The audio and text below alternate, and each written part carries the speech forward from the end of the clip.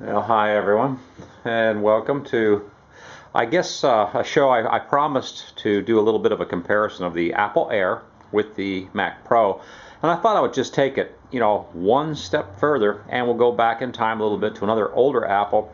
If you're trying to decide which Apple's best for you, uh, and you don't have a lot of experience with owning Apple laptops in the past, so this sort of thing might help you a little bit for making a decision or at least getting a better understanding. But there's also some things about the Apple Air that I'm going to talk about in a minute that will probably surprise you, because there are certain things about the Air that a lot of people don't understand, and I keep seeing it on the internet, and I thought, well, we'll cover a little bit of that too while we're at it. Now, what's confusing when you're going out to buy an Apple is just the basic look, and you can see I've got four of the machines laid out here. And here's the Apple Air. This is a MacBook Pro. Now, this is an A1286 model. We just refurbished it. It is banged up a little bit, but it's working great. And this is also a 1286. So this is a good situation right here to look at. If you were going to buy a Mac Pro and you thought, man, I need a MacBook Pro, which one do I buy? And you see these two models are the same, and yet the difference in them is actually quite dramatic, and there's reasons why you might want to buy this one. There's good reasons why you might want this one, just as there's reasons you might want the Apple Air. The Apple Air is just the fastest thing I've got sitting here, and that's really the big thing with Apple Air. They're just fast.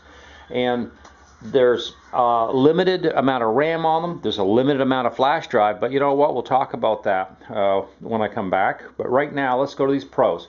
So here's the big difference. You look at these two machines. This one looks like the newer machine, and it looks more modern, and it looks like it's the big MacBook Pro.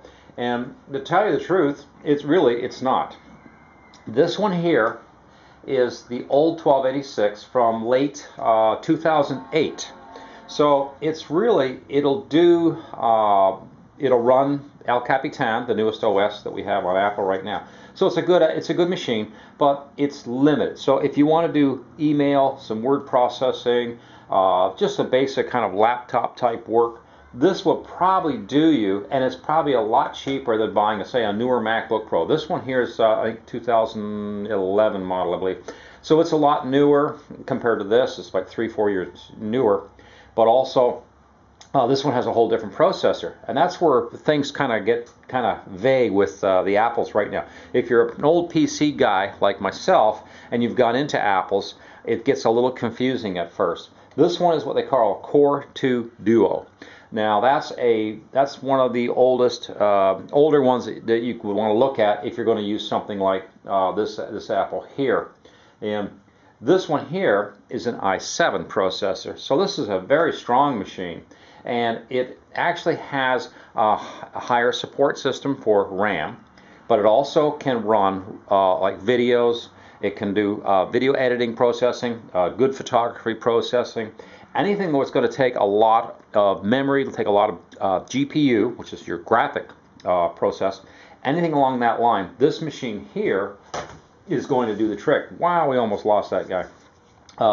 Where this one here is really not going to do it. This is an older machine. So if you're trying to save money and just spend a little bit of money on like a MacBook Pro, an old 1286 like this sells for a couple $100, and really they're pretty basic. They're limited to what you should or should not be, say, doing with them for programming. Where this one here is going to really out-accelerate this machine. What gets me is when you go to shop an Apple, if you're an old PC guy like I said, you look at these two units. This one to me looks modern, and this one does not. Now they're both stock original tops, so don't think these screens were changed out or something. They're not. This is the way they come. That particular model. The newer one, that's even newer than this, actually looks back more like this, but even has less black on the edges here than this model. So it gets really confusing, and you can really get thrown off. And in fact, let's shut this one off, and I'm going to pull something else out. What's really odd is this one here is a little bit more expensive than the other model I'm going to show you, but this is the MacBook Pro. Okay, this is an older MacBook. Now this is an old model, but you know what? It's also a Core 2 Duo. It has the same processor, basically the same sort of limitations or functions as that one back there. So really, this one here is going to be very inexpensive to buy, and it'll give you the same amount of power as far as what you can do with it.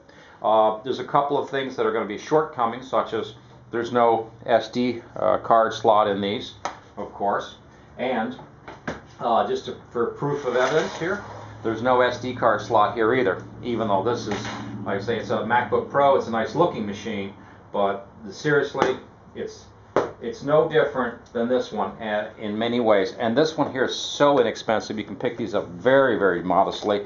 The number on this one here, I believe, is the 13, was it A13? Where are we here? Should have it right here. Yeah, this one here is the A13 42, I believe, and it's an old machine. This is the 1286, so is that, but the difference is about 4 years generation difference, so really this is actually a lot stronger machine. So now let's bring the two together, this one here, and let's bring the Air. Now this Air is a 2013, late into 2014, so it's a fairly new Air. Cool thing about the Air, of course, is the boot up time, the startup time is great. I don't think you should buy a computer based on that, but there is limited RAM. It's soldered into the board, and it's not recommended to even try to, say, take those out and resolder new ones in. So that's just not going to work. And let's see if we can. This they're both going to run El Capitan, but the thing is, this is going to be like super fast for running programs, but this is not a good strong runner for, say, like video work, photography work, that kind of thing, where this one here can do it, and yet this is a lot older machine. As far as the processor goes, this is an i5, which is not bad, and this is the i7. Again, theoretically, this is the better processor for graphic type work, although processor doesn't really do your graphics, it's your GPU. That's where you really got to look at that. So let's talk about RAM. Right now, this one has got 8 GB, but it can support 16, it can support 32 gigs. This one can't. This one has soldered in 4 GB board, but there's a big difference here. This is a flash drive. This is an SSD, or solid state type drive. And what Apple did years ago is they did virtual RAM. So if the machine needed a little bit more RAM, it would use it from something on this machine where it would go to a hard drive, and would use the hard drive as part of that RAM to function, and it was called virtual RAM at the time. I don't know the name of the program now, I can't remember, but basically it's along that idea. And what happens is this will now actually use that SSD, which will be just as fast as having more RAM, and using it for virtual RAM. So that means that even if you have 4 GB, you don't need more than 4 gigs. You just don't need it. And Apple realized that and said, we'll just solder them into the board. There's no reason to change that out, because as Apple's developing more programming, they lean towards using the SSD like RAM instead of using old school RAM like we used to have in these machines, where I'm sure all of us, we go out and we buy these machines, they have 2 gigs in them. We put 4 gigs in. Next year we put 8 gigs. Next year we put 16 gigs. We just keep upping the RAM and thinking, well, that'll make it faster, that'll make a faster machine. And it does. I mean, there's no argument. The RAM, the more RAM you have, that's great. But what Apple did was, like I said, was they got it in the program. So this one can't do that. This one could use virtual RAM, and it does, but what happens is it's going to an old style hard drive with the disk. And so what you get is you get that slow speed. So it doesn't really act like good RAM per se. Where this one here with the solid state drive, the flash, it can go right to that flash and use that like RAM, and just fast, So speed wise, it's great. Granted, the storage is the other problem. Right now, when I was last looked on the market, 256 gig was a big one for this guy. Now 256 gig is really, really too small. And this one here, right now, there's a 500 in there, but I'm planning on putting a full 1 terabyte in the machine, and probably bumping the RAM to 16 gigs. So that's what happens. Even though this is a more expensive machine in its day, it needs a lot of upgrading all the time. And I'm looking to see if I can't get away from the old style disk, because really the flash in this is so impressive that once you've used an Air, you feel really slow, going back to these old machines.